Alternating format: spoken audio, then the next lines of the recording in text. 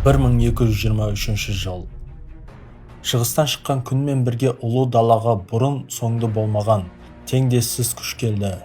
Олар Шыңғыс ханның болаттай тәртіпке бағынған, жеңілістің не екенін білмейтін әскери еді. Хорезм империясын тізе бүктіріп, Кавказ тауларынан асып, олар Қыпшақ даласының қақпасын қақты. Бұл жай ғана жаулап алу емес, бұл батысқа жасалған алғашқы барлау жорығы болатын. Оны басқарғандар аты аңызға айналған екі ноян, найзағадай шапшаң жебе және соғыс өнерінің асқан шебері Сүбетей болды. Оларға қарсы Киев пен Галиция Волин князьдері бастаған Рустың біріккен күштері және Катян ханның айбынды қыпшақтарынан құралған зор әскер шықты. Сан жағынан әлде қайда көп болған олар өз жерінде жеңіске жететініне сенімді еді. Алайда Қалқа өзенінің жағасында олар тек жаумен ғана емес, өздеріне бейтаныс, айлаға толы соғыс тәсілмен бетпе-бет келді. Бұл саны көп, бірақ тәртібі бытыраңқы әскермен, саны аз, бірақ темірдей тәртіппен, айрықша тактикаға негізделген күштің тарихи шайқасы еді. Бүгін біз осы шайқастың тарихына үңілеміз. Каналға жазылып, өз пікірлеріңізді аямаңыздар. Ал біз оқиғаны басынан бастаймыз.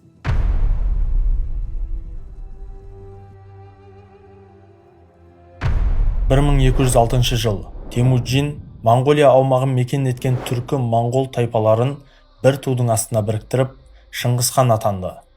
Осы сәттен бастап Шыңғыс хан және оның темірдей тәртіпке бағынған әскері орталық және шығыс Азиядағы көршілеріне қарсы қанды жорықтарын бастады. Бұл экспансия ақырында Шыңғыс ханды үнемі кеңейіп келе жатқан тағы бір мемлекетпен бетпе-бет алып келді. Алааддин Мұхаммед II бастаған Хорезмшахтар империясы. Сол кездің өзінде ақ шығыс ислам әлемінің басым бөлігін билеп отырған держава. Ол уақытта Шыңғыс ханның шығысқа қарай кеңеюі ойында болмады.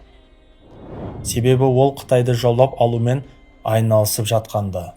Бірақ Хорезм билеушісі өз шекарасына жақын жердегі моңғолдардың әрекетінен қатты секемденіп, әсіресе оған сауда келісімін сұрап келген моңғол елшілерінен күдіктеніп, оларды өлім жазасына кесті. Осылайша ол өз империясын күйрететін оқиғалар тізбегін бастап берді. Елшілерді өлтіру Шыңғыс ханның абыройына тікелей нұқсан келтірді. Жауап ретінде моңғол билеушісі Қытайдағы әскери операцияларды қадағалау үшін шағын жасақты қалдырып, моңғол соғыс машинасының бетін батысқа бұрды. Одан кейінгі 3 жыл бұрын соңды болмаған қырғын мен ойранға ұшыратты. 1219-1221 жылдар аралығында Хорезм империясының ұлы қалаларының көпшілігі қиратылып, халқы қырылды. Осы соғыс жайлы білгіңіз келсе, жоғарыдағы сілтемеге өтіңіз.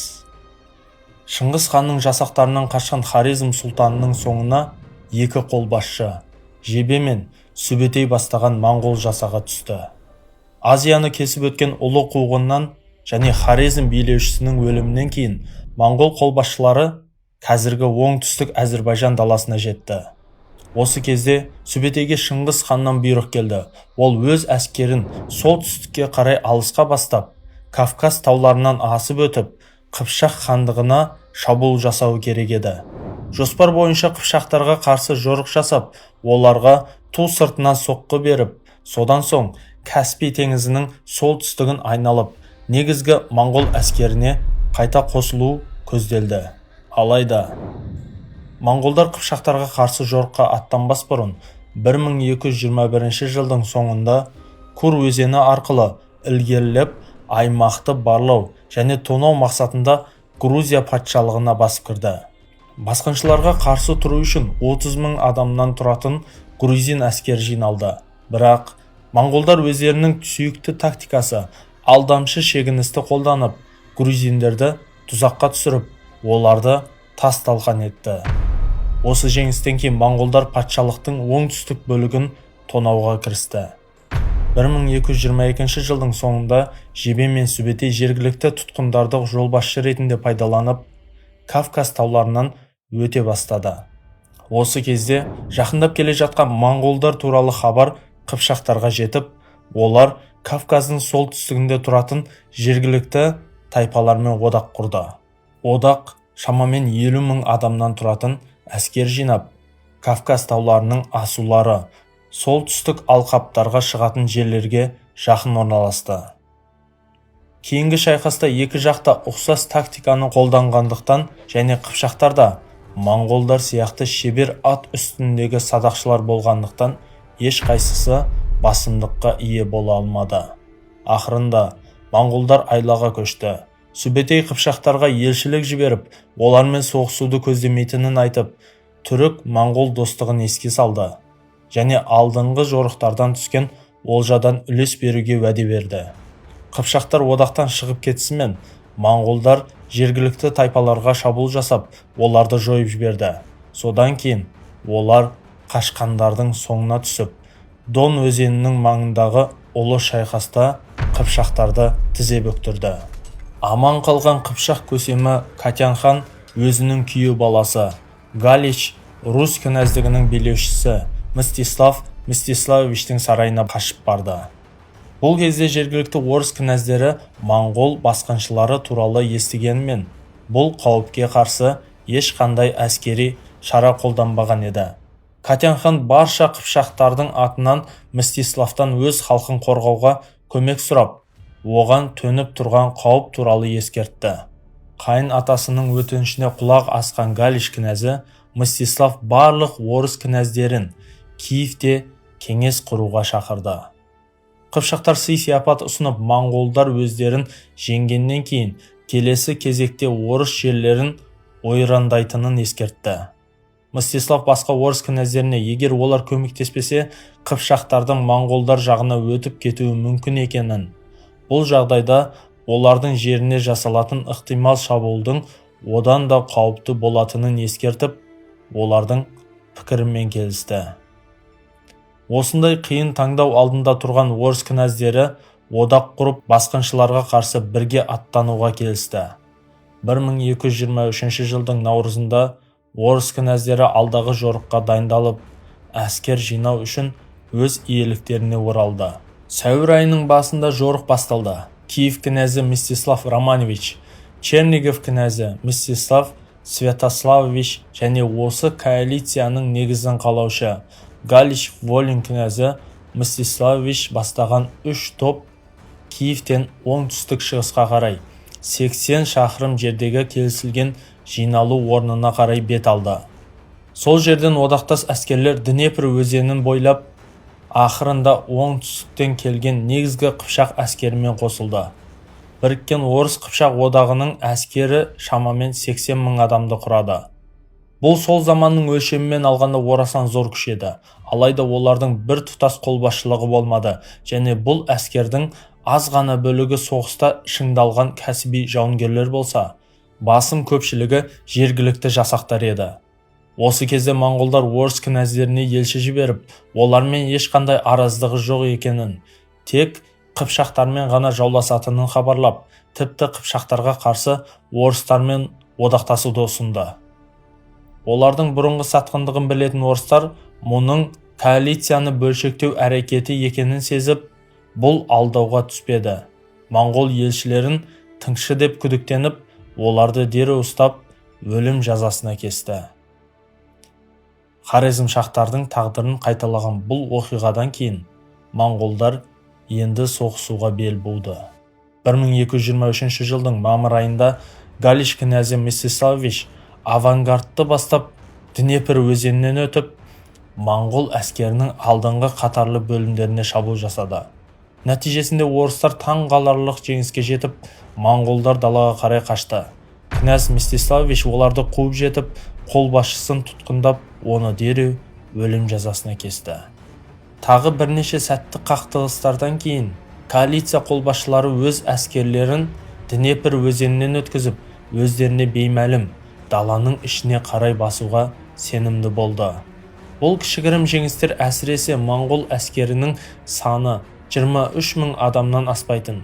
Өздерінің әлде қайда аз болғандығын ескерсек, оларды жалған сенімділікке ұрындырып, алдағы қауіпті бағаламауға итермеледі. Монғолдар үлкен әскермен бетпе-бет келгенде кері шегініп, оларды даланың тереңіне алдап кіргізді. Коалиция әскері шегінген Жебе мен Сүбетейдің соңынан қуып келе жатқанда, олардың қолбасшылары арасында келесі әрекеттер туралы пікірталас туындады. Галич князі Мстиславич жауды қууды талап етсе, Киев князі Романович сақ болуға және қашқан монғолдардың соңына түсуді тоқтатуға шақырды. Дегенмен, коалицияның басшылары Романовичтің алаңдаушылығын ескермей, даланың ішіне қарай ілгерілей берді. Монғолдар 9 күн бойы одақтастардың шабуылына төтеп беріп, шегіне берді. Ақыры 1223 жылдың 31 мамырында одақтас әскер Қалқа өзенінің жағасына жетті.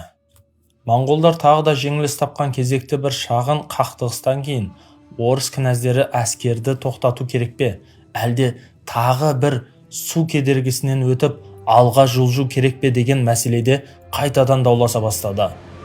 Дау түске дейін созылды, бірақ таласқан князьдер ортақ шешімге келе алмады. Ақырында қашқан монғолдарды қууға ең ынталы болған қыпшақтар Мстиславичтің әскерімен бірге Қалқа өзенінен өте бастады. Олардың соңынан Чернигов князі Святославичте әскерімен ерді. Одақтас әскер Қалқаға қарай 4 дивизия болып жылжыды. Қыпшақтар орыс колонналарының авангарды және қапталдағы қорғаушысы ретінде әрекет етті. Ал галичтіктер және Чернигов дивизиясы әскердің негізгі бөлігін құрады. Тактикаға қатысты келіспеушілігіне байланысты сақ қимылдаған Киев князі баяу жүріп, оның әскері өзеннің қарсы жағасында қалды. Ақырында Қыпшақ авангарды монғолдардың алдыңғы шебіне кездесіп, оларды талқандап 3 бағытқа қашуға мәжбүр етті. Бұл жеңіс адуынды қыпшақтарды жігерлендіріп, олар бытырай қашқан монғолдардың соңынан қуа жөнелді. Князь Мстиславич те олардың артынан ілесті. Алайда Святославичтің адамдары әлі өзеннен өтіп жатқан, ал Киев князі батыс жағалауда одан да артта қалған еді. Сүбетей қолайлы сәтті күтті де, одақтас әскердің жекелеген дивизиялары арасындағы алшақтық жеткілікті түрде ұлғайған кезде өз адамдарына, орыс колоннасына барлық жақтан шабуыл жасауға бұйрық берді. Сол күні монғол әскерінің жартысына жуығы ауыр атты әскерден құралған еді, және Сүбетей оларды өте тиімді пайдаланды. Монғол қолбасшысы алдымен атты садақшылар мен атысу сияқты дәстүрлі монғол тактикасынан бас тартып, келе жатқан Қыпшақ авангардына барлық жақтан жаппай ауыр атты әскермен шабуылдады. Түгелдей дерлік жеңіл сауатты атты садақшылардан тұратын қыпшақтар толықтай қыспаққа алынды. Артында өзен мен одақтастары, алдарында жау тұрғандықтан олар маневр жасай алмады. Шегіне де алмай толықтай қоршалып талқандалды. Аңшылардың өздері аңға айналған еді. Шегінген қыпшақтар енді қашатын жер таппай, өздерінің артында келе жатқан орыстардың 2-ші дивизиясына соғылып, олардың да қатары бұзылды. Осы аласапыранда монғолдардың сол және оң қанатына қимылдауға бұйрық берілді. Жебе солтүстіктен коалицияның ретсізденген әскеріне лап қойса, монғолдардың сол қанаты оңтүстіктен шабуылдады. Бұл орыстар үшін нағыз апат еді. Алдыңғы шептегі үрейленген жауынгерлердің шегінерге жері болмай, өздерінің мыңдаған сарбазын таптап кетті. Ал монғолдар алдындағы кез келген адамды аяусыз қырып жатты. Көп ұзамай коалиция әскері бас сауғасы жоқ тобырға айналып, тәртіп пен ұйымшылдықтың ізі де қалмады. Бірнеше сағаттың ішінде мыңдаған адам қаза тауып, одақтастардың қалдықтары жан-жаққа бытырай қашты. Осы кезде болып жатқан апатты көрген князь Романовичтің әскері дереу өз адамдарына арбалардан шеңбер құрып, қорғаныс позициясын орнатуға бұйрық берді. Қашқындардың кейбірі киевтіктерге қосылуға тырысты, бірақ монғолдар олардың жолын кесіп тастады. Одақтастардың 3 дивизиясын талқандағаннан кейін Сүбетей мен Жебе Романовичтің әскерінің арбаларын барлық жағынан қоршауға алды. Киев көсемі бекіністің ішінде шабуылға тойтарыс беруге, сондай-ақ батысқа қарай Днепрге қарай біртіндеп жылжуға тырысты. Бірақ бұл үмітсіз әрекет еді. Моңғолдар киевтіктерді тынымсыз оқ жаудырып жатты. 3 сұрапыл күн бойы Романовичтің әскері айналадағы ұрыс даласында шашылып жатқан, өліп бара жатқан жолдастарының шыңғырған дауыстарына қарамастан төтеп берді. Бірақ су таусылғанда моңғол қолбасшылары қан төгілмейді деген уәде бергенде князь Мстиславтың берілуден басқа амалы қалмады. Бірақ киевтіктер бекіністерінен шығысымен моңғолдар олардың бір бөлігін қырып, қалғанын тұтқынға алды. Аман қалған ақсүйектерді аяусыз жазалады. Моңғолдар оларды байлап, үстіне ауыр ағаштан жасалған еден төсеп, сол еденнің үстінде жеңістерін тойлап, салтанатты жиын өткізді. Бұл жеңіліс алапат болды. Киев Русі бұдан кейін ешқашан толық қалпына келе алмады. Ал қыпшақтар бұл шайқастан кейін елеулі саяси күш болудан қалды. Коалицияның шығыны 60 мыңнан 70 мыңға дейін адамды құрады. Бұл шамамен әскердің 90% шығын деңгейі еді. Ал моңғолдардың шығыны өте аз болды. Осы жеңістен кейін Сүбетей мен Жебе Каспий теңізінің солтүстігіндегі дала арқылы кері шегініп, тарихтағы ең ұлы атты әскер жорығын аяқтады. Моңғолдар 10 жылдан кейін орасан зор қолмен қайта оралып, енді орыс князьдіктерінің шекарасында тоқтамайтындай еді. Видео ұнаған болса, лайк басып, пікір қалдыруды ұмытпаңыз.